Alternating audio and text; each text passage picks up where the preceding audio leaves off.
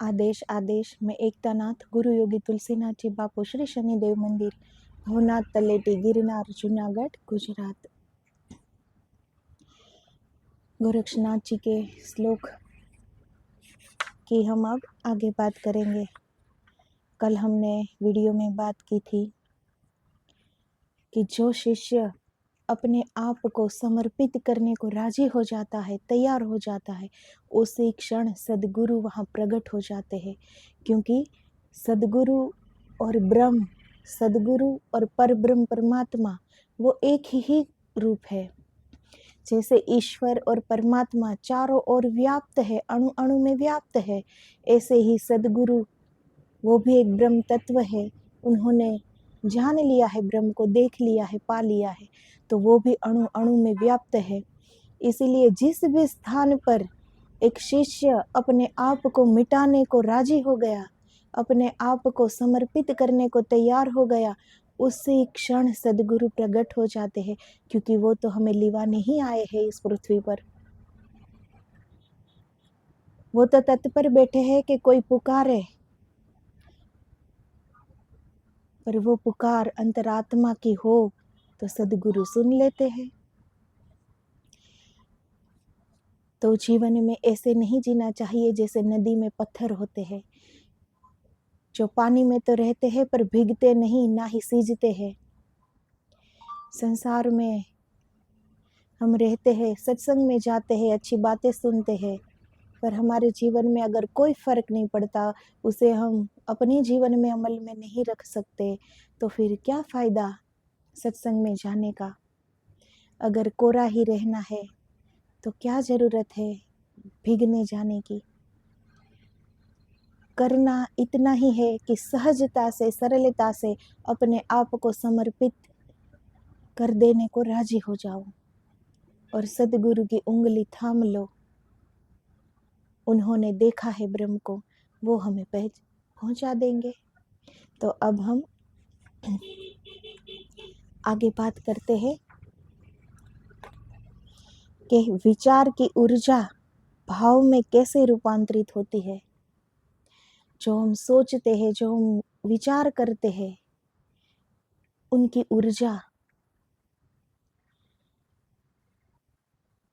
जितना हम काम करते हैं ना, हम लगातार काम करते रहे तो जितनी शरीर की ऊर्जा नष्ट होती है ना, कि हम थक के चूर हो जाते हैं, उनसे भी बड़ी ऊर्जा हमारे विचारों के द्वारा हम व्यय करते हैं। इसलिए संत जिसने सत्य को जान लिया वो यही कहते हैं कि निर्विचार हो जाओ। क्योंकि विचारों में हमारी बहुत ऊर्जा व्यय हो जाती है। मन की ऊर्जा कितनी है, एक जगह पर बैठे बैठे कहाँ कहाँ हम पहुँच जाते हैं तुरंत उसी पल। तो क्या ऐसे ही पहुँच गए कहीं भी? नहीं, हमारी ऊर्जा बिगड़ी है, हमारी ऊर्जा व्यय हुई है। तो विचारों की ऊर्जा हमारे भाव में कैसे रूपांतरित होती है, ये बात करेंगे आज। सबसे पहले तो अपनी महत्वाकांक्षाएं, अपनी इच्छा को समझो। तुम जो हो उससे ही राजी हो जाओ, इच्छाएं विदा हो जाएगी। तुम जैसे हो उससे ही संतुष्ट हो जाओ, और की मांग न हो। जो है परम आह्लादकारी, जैसा है उससे भिन्न होने की कोई आवश्यकता नहीं। तो इसी क्षण देखो कहाँ गए विचार। हम अपने आप को स्वीकार नहीं कर पा रहे हैं, हमारे पास जो है उनका भी हम स्वीकार नहीं कर पा रहे हैं।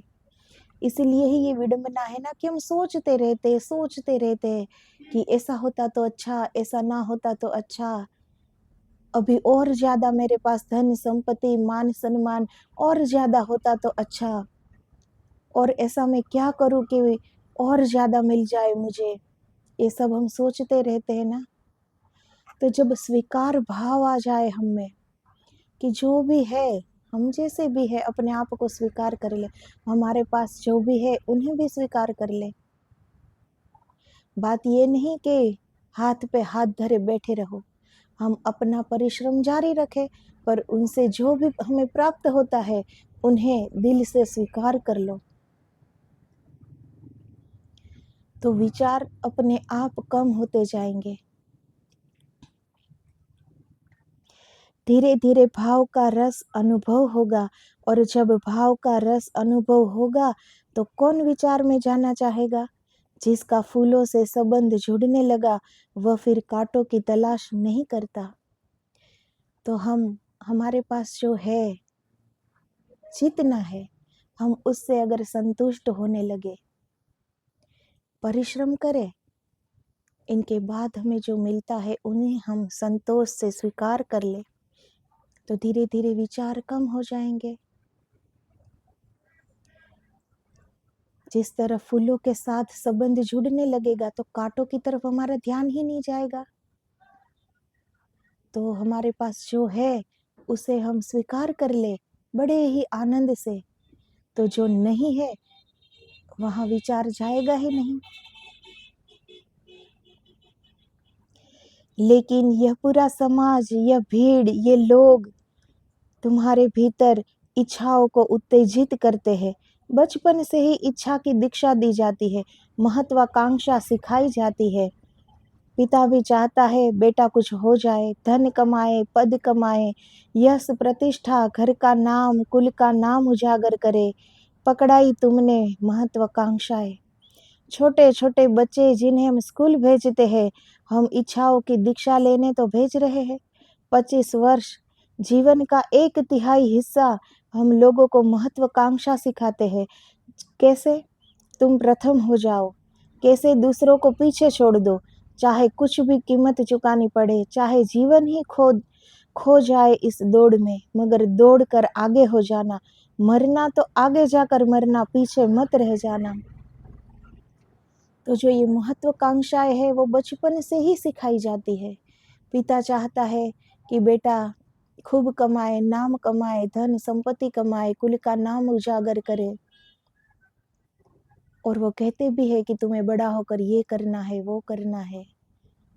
तो पहले से ही महत्वाकांक्षा हम थमा देते हैं उन छोटे छोटे हाथ में। कोई ये नहीं कहता कि बेटा तू क्या होना चाहता है बड़ा होके, मैं तेरे साथ हूँ, तू क्या होना चाहता है, हमें तुझसे कुछ नहीं चाहिए, हम तो बड़े हैं, बाप है, हम तो देना चाहते हैं तुम्हें, तुमसे कुछ लेना नहीं चाहते। ऐसा कोई कोई होता है जो अपने बच्चे को ये कह पाता है। बाकी लोग, भरी पड़ी है दुनिया छोटे छोटे हाथों में महत्वाकांक्षाएं थमा देते हैं कि तुम्हें यही होना है, बहुत पैसे कमाने हैं, बहुत आगे जाना है, कुल का नाम रोशन करना है, बहुत धन संपत्ति कमानी है। बच्चे को हम स्कूल भेजते हैं तो वहाँ जीवन का 25 साल पढ़ते पढ़ते हम वही सिखाते हैं बच्चे को कि किसी को पछाड़ कर कैसे आगे जाया जाता है। सबको पीछे छोड़ दो, तुम आगे निकल जाओ, सबको लेके चलो, ऐसा कोई कहता है? क्या सिखाते हैं स्कूल में? इनसे भी आगे बढ़ जाओ, इनसे आगे हो जाओ, चाहे कुछ भी करना पड़े। फिर वो सच्ची झूठी दौड़ में बच्चा लग जाता है, कुछ भी करना पड़े। वो एक दूसरे को पछाड़ने में अपनी ऊर्जा बर्बाद करते हैं, अपना समय बर्बाद करते हैं कि कैसे इनसे आगे निकल जाऊं मैं, कैसे मेरा नाम प्रथम आ जाए, कैसे मेरा नाम स्कूल में रोशन हो जाए।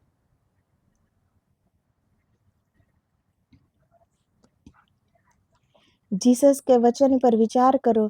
धन्य भागी है वे जो अंतिम है, क्योंकि वे ही मेरे प्रभु के राज्य में प्रथम होंगे, और जो प्रथम है वे अंतिम पड़ जाएंगे। महत्वाकांक्षी प्रभु के राज्य से जुड़ेगा कैसे? उसने तो नरक से अपना नाता बना लिया, फिर जीवन भर की आपाधापी के बाद, न मालूम कितने घाटों का गंदा पानी पीने के बाद, न मालूम कितने रास्तों की धूल धमास से लद जाने के बाद जब जिंदगी का सूरज अस्त होने लगता है और जब लगता है कि हाथ कुछ लगा नहीं, खाली के खाली रह गए, दौड़े बहुत पहुँचे नहीं कहीं, तब पश्चाताप घेरता है। तब मन सोचता है अब समाधि कैसे पाले, अब परमात्मा को कैसे पाले। और फिर तुम्हें मन ने धोखा दिया, वही पाने की भाषा। अब तुम्हें नई महत्वाकांक्षा पकड़ेगी। इस महत्वाकांक्षा का रूप का धार्मिक है, ढंग भर धार्मिक है। इसकी आत्मा तो वही की वही है। तुम चाहे धन चाहो चाहे धर्म, पद चाहो चाहे परमात्मा, जब तक चाह है तब तक हवाएं बहती रहेगी और चित तरंगित होता रहेगा। पूरे जीवन भर की आपाधापी, किसी को पीछे छोड़ने के लिए किसी भी गंदी चाल राजनीति चले जाते हैं कि मैं इनसे बड़ा कैसे हो जाऊं, मैं इनसे आगे कैसे निकल जाऊं। जो भी करना पड़े इनके लिए तैयार रहते हैं। क्यों? क्योंकि बचपन से ही सीखा है कि सबको पछाड़ के आगे जाओ, प्रथम रहो। और हमारा समाज, कितनी विडंबना की बात है, जो प्रथम होता है उसे ही हमारा समाज मान सम्मान देता है। इसीलिए सब इस होड़ में लगे रहते हैं, दौड़े जा रहे हैं, भागे जा रहे हैं। कुछ भी करना पड़े, कोई भी पाप करना पड़े, कोई भी गुनाह करना पड़े, बेझिझक कर लेते हैं। क्यों? क्योंकि मन में एक ही आश है कि कोई मुझसे आगे न निकल जाए। इस आगे निकलने की दौड़ में आज समाज कहाँ पहुंचा है, आज की जनरेशन कहाँ पहुंची है। अगर रास्ते पे नज़र करोगे, देखेंगे तो पता चलेगा कि आज के बच्चे वाहन भी किसी का आगे निकल जाए वो तक नहीं देख सकते। तो धन संपत्ति में, मान सम्मान में तो किसको आगे देख पाएंगे फिर। यही ईर्ष्या, यही तो नर्क की आग है। और कहाँ नर्क है? ये जो हम दूसरों की निंदा करते हैं, दूसरों की ईर्ष्या करते हैं, दूसरों को पछाड़ने में हम अपना समय पूरा दे देते हैं, पूरी ऊर्जा लगा देते हैं, यही तो आग है नर्क की। दूसरों का कुछ हम अच्छा ना कर सके तो कोई बात नहीं, पर दूसरों को पछाड़ने का सोचना, दूसरों को पछाड़ देना, ये कितनी गलत बात है। कहाँ ले जाएगा ये कार्य कहाँ ले जाएगा, ये कर्म कहाँ ले जाएगा। बच्चे को आगे बढ़ने की सीख देनी चाहिए, लेकिन बच्चे को ये भी सिखाना चाहिए, समझाना चाहिए कि पाप करके, गुनाह करके, गलती करके, किसी के साथ गलत करके आगे नहीं बढ़ा जा सकता, आगे नहीं बढ़ना चाहिए। ये भी सिखाना चाहिए। और ये नींव में होता है, बाद में कुछ नहीं होता। जो नींव में हम संस्कार का पानी सींचते हैं, ऐसा ही फिर वो पौधा उगेगा। अच्छी बात है बच्चे को बोलो कि आगे बढ़े, माँ बाप इसमें खुश होते हैं कि अपना बच्चा आगे बढ़े, पर किस तरह आगे बढ़े? गुनाह करके, किसी को पछाड़ के, या फिर अपनी मेहनत से, अच्छे कर्मों से, अच्छे संस्कार से रहो, मेहनत करो, परिश्रम से ना डरो, तब भी आगे निकल सकते हो ना। किसी को पछाड़ने की क्या जरूरत है? किसी के साथ गलत करने की क्या जरूरत है? अच्छे से जिंदगी जियो, सब देख रहे हैं, यहाँ सब इंसान है, अच्छे बुरे का सबको पता है, सब देख सकते हैं कौन अच्छा है कौन बुरा है, कौन क्या कर रहा है, सबको पता रहता है। स्वयं का पता नहीं रहता, पर दूसरों का पता रहता ही है हम लोगों को कि दूसरा कैसा है। तो अगर हम ये नींव में ही संस्कार के बीज रोप दे कि आगे बढ़ना है, पर अपनी मेहनत से, अपनी अच्छाई से, अपनी सच्चाई से, क्योंकि गलत करोगे तो वो कर्म हमें ही भुगतना पड़ेगा। ये भी सिखाओ। आधा अधूरा जो सिखा रहे हैं ना माँ बाप, इसी से आज की जनरेशन, आज के बच्चे सोच देखो कहाँ से कहाँ हो गई है। ऐसे बच्चे पूरी जिंदगी आपाधापी करते हैं, एक दूसरे को पछाड़ने की होड़ में लगे रहते हैं, हरिफाई में लगे रहते हैं। जिंदगी कब चली जाती है हाथ से पता नहीं। अच्छाई, सच्चाई, वफादारी पता नहीं। और फिर आखिरी समय आता है तो वही महत्वाकांक्षा का झुनझुना बजाएगा। अब कौन सी महत्वाकांक्षा होगी कि अब परमात्मा मिल जाए तो अच्छा, जैसे धन मिल जाए तो अच्छा, जैसे मान प्रतिष्ठा मिल जाए तो अच्छा, जैसे कुल में सबसे बड़ा हमारा ही नाम हो तो अच्छा। जो ये महत्वाकांक्षा करते करते करते करते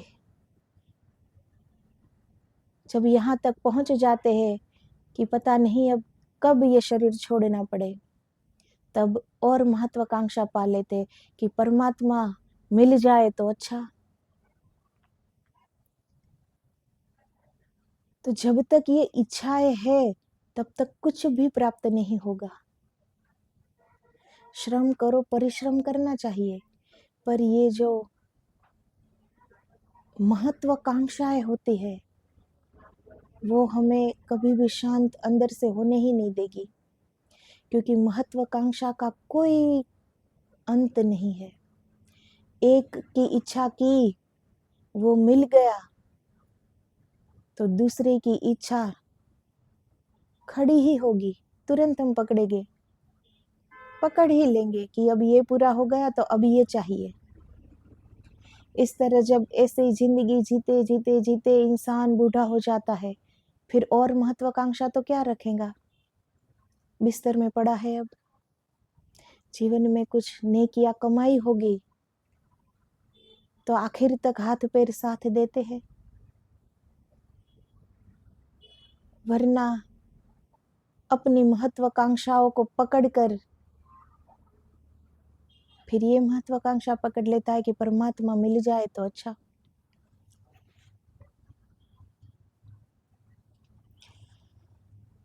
फिर पश्चाताप घेरता है, क्योंकि फिर कुछ करने को होता नहीं तो अपना पूरा जीवन सामने आता है कि पूरे जीवन हमने क्या किया है और हमें क्या करना चाहिए था। हमारी अंदर की जो आत्मा है वो तो हमें सही दिशा दिखाएगी ही, लेकिन इसमें हम अपनी इच्छाएं, महत्वाकांक्षाएं, स्वार्थ, ईर्ष्या सब बीच में है तो हम उनकी आवाज सुन नहीं पाते। हमारी चेतना जागृत है, हमारी आत्मा परमात्मा है, वो तो हमें सही रास्ता दिखा रही है, सही मार्गदर्शन दे रही है, सही जीना सिखा रही है, पर उनकी आवाज सुनता कौन है। लेकिन जब कुछ करने को नहीं रहा, जब अकेलापन महसूस होता है, भीड़ से थोड़ा दूर होने लगते हैं, जब थक चूर कर घर पे बैठे होते हैं, तब पश्चाताप घेरेगा कि ये क्या किया मैंने और करना क्या था, क्या कर सकता था। चाहता तो परमात्मा का दर्शन कर पाता, साक्षात्कार कर पाता, पर ये मैंने क्या कर दिया। फिर पश्चाताप से भर जाएगा, फिर वो दुख से भर जाएगा, फिर उसमें वो आनंद कहाँ से प्राप्त होगा। जगह ही नहीं होगी उस आनंद की। फिर उसे पता चलेगा कि बहुत दौड़े लेकिन पहुंचे कहीं नहीं, यहीं के यहीं हूँ, क्या पा लिया सब कुछ करके।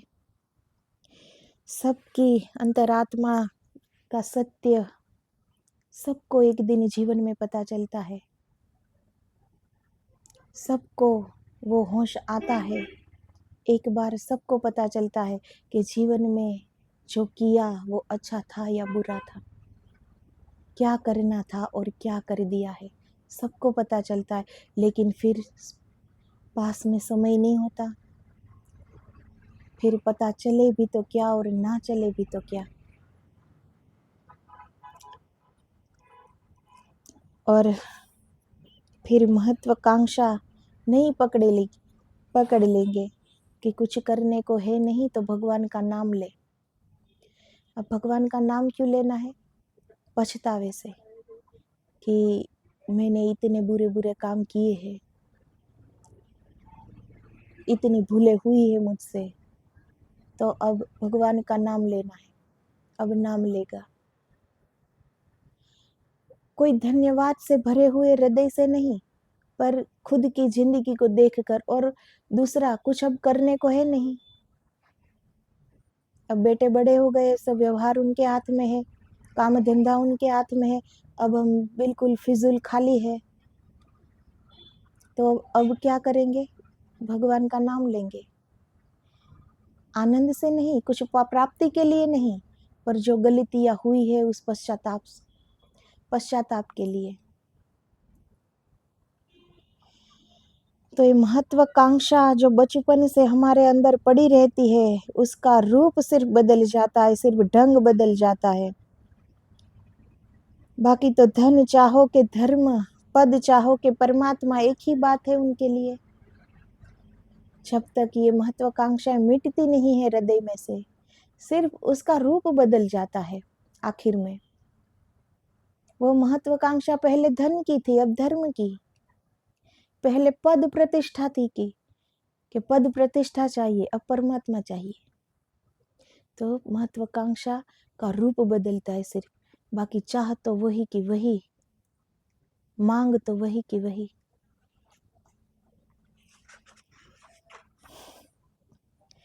जब तक चाह है तब तक हवाएं बहती रहेगी और चित्त तरंगित होता रहेगा। जो धन चाहता है उसके चित्त में धन के विचार उठते हैं, जो परमात्मा चाहता है उसके मन में परमात्मा के विचार उठते हैं, लेकिन विचार तो जारी रहेंगे। इससे क्या फर्क पड़ता है कि विचार किसके हैं, धन के हैं कि धर्म के हैं, धार्मिक विचार हो कि अधार्मिक विचार हो, विचार विचार है, और जहाँ विचार है वहाँ अशांति है। इसीलिए इस राह में निर्विचार होना है। जब तक विचार है तब तक अशांति ही है। फिर हम धर्म के विचार करें कि अधर्म के, पर विचार तो विचार ही है। हम धन का विचार करें कि धर्म का विचार करें, पर विचार तो कर ही रहे हैं ना। तो जब तक विचार है, तरंगे उठती है, तब तक अशांति ही है। इसीलिए धार्मिक विचार नहीं, कोई विचार करना हो तो ये नहीं कि धार्मिक विचार ही सही है, पर निर्विचार की दशा आनी चाहिए, कोई विचार नहीं।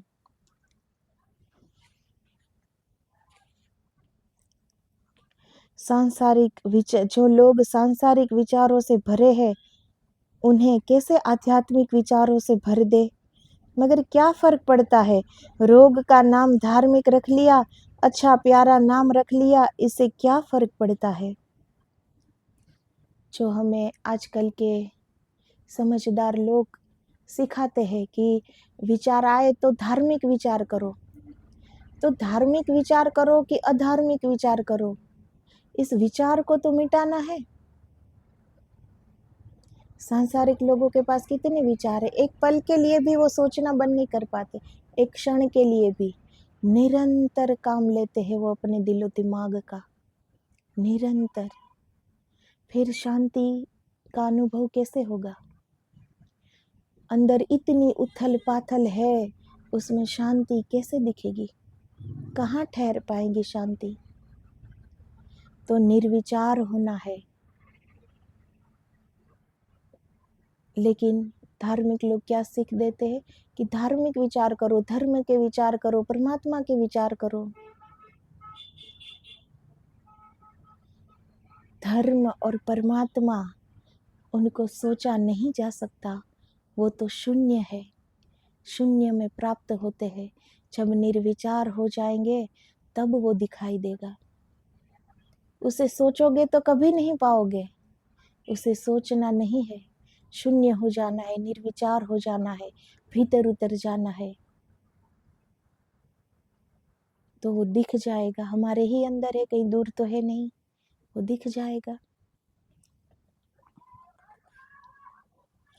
जब तक तुम कुछ भी होना चाहते हो, जब तक तुम भविष्य में कुछ होने की आकांक्षा रखते हो, जब तक तुम कल के प्रति आतुर हो, आकांक्षु हो, अभित्सु हो, तब तक तुम अशांत रहोगे। विचार की धारा बहती रहेगी और विचार की धारा बहती रहेगी, तुम परमात्मा से टूटे रहोगे।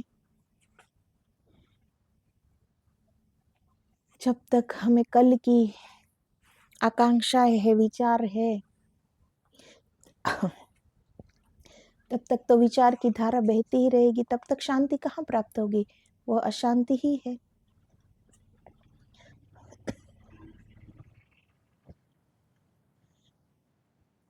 बाधा, सबसे बड़ी बाधा जितनी सांसारिक विचार वो बाधा है, और निर्विचार वो मिलन है। सांसारिक कोई भी हम विचार करते हैं, वो इस राह में बाधा है। जब हम विचार करना छोड़ देते हैं, निर्विचार हो जाते हैं, तब परमात्मा से हमारा मिलन हो जाता है। तो गोरक्षनाथ जी क्या कहते हैं? अदेशी देशी बा देखी बिचारी बा, अदिसिटी रधिबा सिचिया, पाताल की गंगा ब्रह्मंड चढ़ाई वा, तहाँ बिमल बिमल जल पिया। जो नहीं दिखाई पड़ता उसे देखना है, जो साधारण आंखें काम न दे सकेगी, जो नहीं विचार में आता उसका अनुभव करना है, तो विचार की प्रक्रिया साथ न दे सकेगी। अब परमात्मा को कोई कैसे सोच सकेगा? देखा है किसी ने क्या? और परमात्मा क्या हमारी इतनी छोटी सी सोच में समा पाएगा क्या? हमारी सोच आखिर है कितनी और कैसी? परमात्मा कैसे समा पाएगा इतनी सोच में? तो क्यों सोच रहे हैं हम उसे?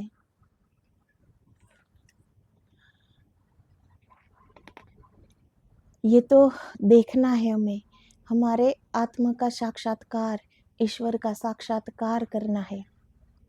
जो नहीं देखा है वो देखना है। आंखें खोलो तो संसार है ही, पर ये तो आंखें बंद कर कर देखना है। बंद आंखों से जो दिखता है वो देखना है। क्या विचार करेंगे हम परमात्मा के बारे में? क्या विचार है हमारे? कितनी सोच है हमारी? इसमें हम परमात्मा को कैसे समाये? अदेशी देशी बा, जो दिखाई नहीं पड़ता उसे देखना है, तो आंखें बंद करके देखना होगा, वह दिखाई तो पड़ेगा ही नहीं। आंख खोलकर तो जो दिखाई पड़ता है वह संसार है। अदेशी देशी बा देशी बिचारी बा, फिर उसे देख कर ही नहीं रह जाना है, उसे देख कर अपने अंतरतम में प्रविष्ट कराना है, उसे सूझना है, बुझना है। तो जो दिखाई पड़ जाए उतने से ही काम हल नहीं हो जाता। जो झलक मिल जाए वह हमारी आत्म अवस्था में सम्मिलित हो जानी चाहिए। जो झलक मिले वह बिजली की कौंध जैसी न हो कि आई और गई, हमारे भीतर जलते हुए एक शाश्वत दिए की भांति हो, जिसका प्रकाश बना ही रहे, बना ही रहे। तो जब हम भीतर उतरते हैं, थोड़ी थोड़ी सी भी, अभी वो दिव्यात्मा, उनका दर्शन तो तुरंत नहीं होता, पर जो छोटा सा दिया भी अगर अंदर दिख जाए तो फिर वो ज्योत जलती रहे, निरंतर जलती रहे। तो हमें वहां बैठ नहीं जाना है कि दिए की दीपक के दर्शन हो गए, ज्योत के दर्शन हो गए। फिर तो हमें आगे बढ़ना है, आत्म अवस्था में उसे सम्मिलित कर देना है, खुद को मिटा देना है, शरीर भाव भुला देना है, विचारों को मिटा देना है, इच्छा महत्वाकांक्षा को मिटा देना है, और हम सम्मिलित हो जाना है आत्मा के साथ, एक हो जाना है आत्मा के साथ। जिस परमात्मा से हम बिछुड़ चुके हैं, फिर से मिल जाना है। अदि सीटी राशिबा चिया, वह जो अदृश्य है उसमें अपने चित्त को डुबाना है और अपने चित्त में अदृश्य को संभालना है। तो हमारा जो चित्त है वो तो जागृत ही है, उसे जागृत नहीं करना है। हमारे चित्त को तो हमारे हर जन्म काम कितने युगों से यहाँ है वो सब पता है। तो जो अदृश्य है उसमें चित्त को डुबा देना है। जो अभी हम देख नहीं पा रहे, वो हमसे अदृश्य है परमात्मा, पर हमारे चित्त को उसमें डुबा दो और चित्त में अदृश्य को संभालना है। विश्वास रखना है कि आत्मा ही परमात्मा है। उसे संभाल कर रखो उस चित्त को, और चित्त में परमात्मा को संभाल के रखो। पाताल की गंगा ब्रह्मांड चढ़ाईबा, और वह जो ऊर्जा की गंगा है जो नीचे की तरफ बही जा रही है, वासना में, कामना में, महत्वाकांक्षा में, जो संसार की तरफ प्रवाहित है, पाताल की गंगा ब्रह्मांड चढ़ाईबा, वह जो नीचे की तरफ जा रही है, पाताल की तरफ, नरक की तरफ, उसे ऊपर की तरफ ले जाना है, उसे ऊर्ध्व गमन देना है। तो जो ये हम जैसा जी रहे हैं, हमारी सारी ऊर्जा का व्यय कहाँ होता है? हमारे कामना में, वासना में, महत्वाकांक्षा में हम उसे व्यर्थ का व्यय कर देते हैं, सारी ऊर्जा का। क्योंकि ऊर्ध्व गमन मतलब कि हमारी सारी ऊर्जा को हमें ऊपर चढ़ाना है, पर हमारी ऊर्जा नीचे की तरफ बह रही है। जब तक हमारी ऊर्जा नीचे की तरफ बह रही है, तब तक ऊपर की ओर हम नहीं बढ़ पाएंगे, और ऊपर की ओर ऊर्ध्व गमन नहीं हुआ तब तक तो इस 84 के फेरे लगे ही रहेंगे, क्योंकि ऊर्जा नीचे की ओर बह रही है। यही ऊर्जा अगर ऊपर की ओर ले जाए साधक, तो परमानंद को, परमात्मा को प्राप्त हो जाता है।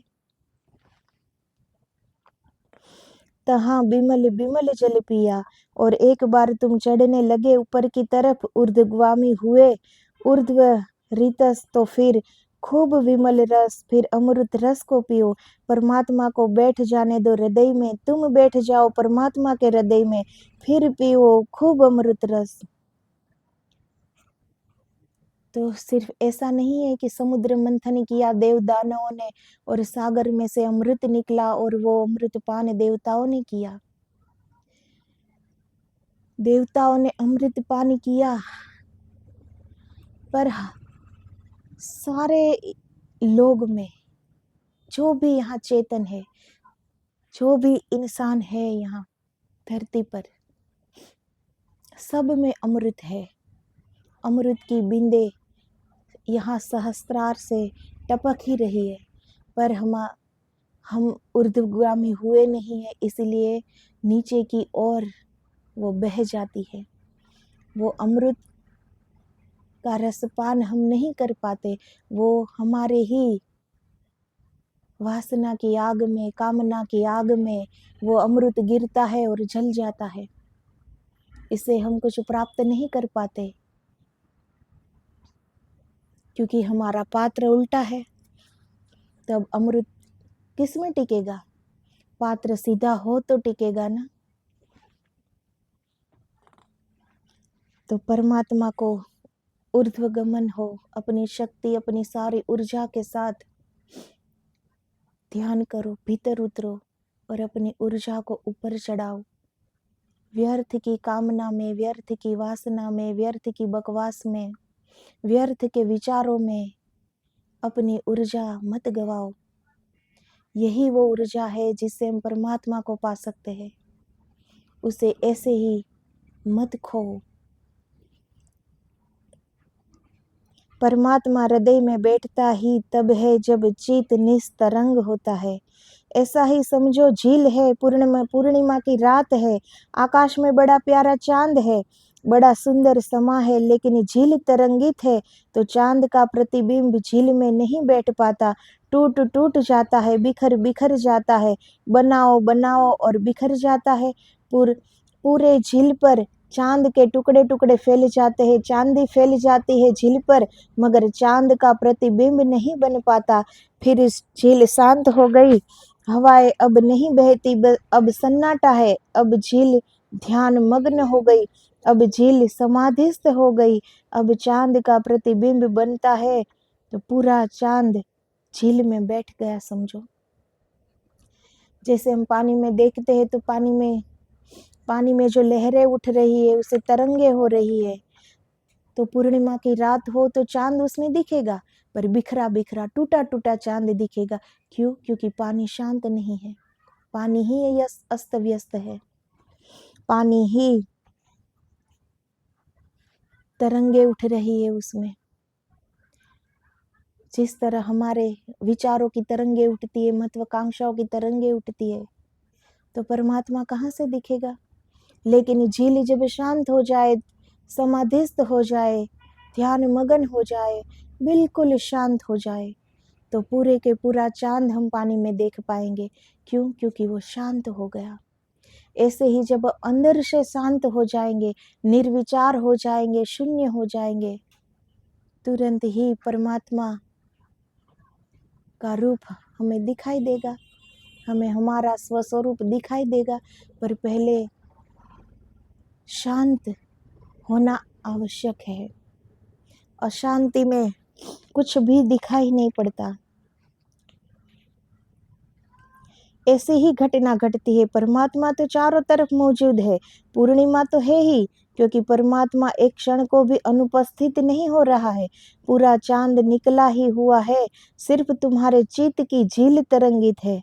हमारी जो चित्त है वो तरंगित होती रहती है, इसीलिए परमात्मा दिखाई नहीं देता। वरना ऐसा तो एक क्षण के लिए भी परमात्मा नहीं है, ऐसा हो ही नहीं सकता। हर जगह वही वो है और हर समय मौजूद है। एक क्षण भी परमात्मा के बिना नहीं है, हर क्षण मौजूदगी है उनकी। जैसे पूनम की रात में चांद की मौजूदगी तो है ही, पर जो झील शांत होगी उसका प्रतिबिंब पूरा उसी झील में दिखाई देगा।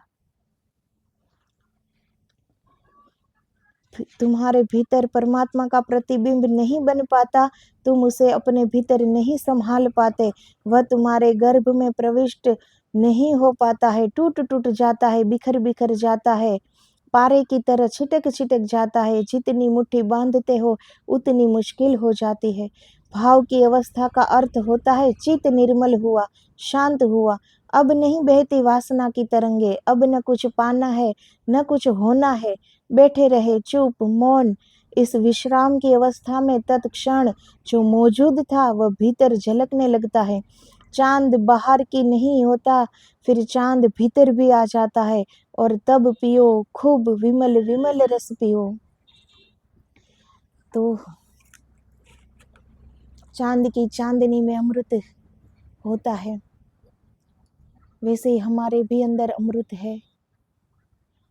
हमारी वासाग्नि, कामाग्नि, महत्वाकांक्षा में वो अमृत गिर कर जल जाता है। पर हम अंदर से शांत बने, ऊर्ध्वगामी बने, तो वो अमृत का रसपान हम भी कर पाएंगे। जैसे हम अंदर से शांत हुए, परमात्मा तो मौजूद ही है, पर हम अशांत है, हम बिखरे बिखरे हुए, इसीलिए वो परमात्मा भी अंदर टूटे टूटे बिखरे बिखरे है, इसीलिए हमें वो दिख नहीं रहे। लेकिन जब हम शांत हो गए, उसी क्षण हम उसे देख पाएंगे। तो गोरक्षनाथ जी यही कहना चाहते हैं कि विचारों से मुक्त हो जाओ, निर्विचार होने की कोशिश करो। विचार का रूप परिवर्तन मत करो कि चलो सांसारिक विचार नहीं करने, धर्म के विचार करने हैं, चलो धन के विचार नहीं करने हैं, धार्मिक विचार करने हैं।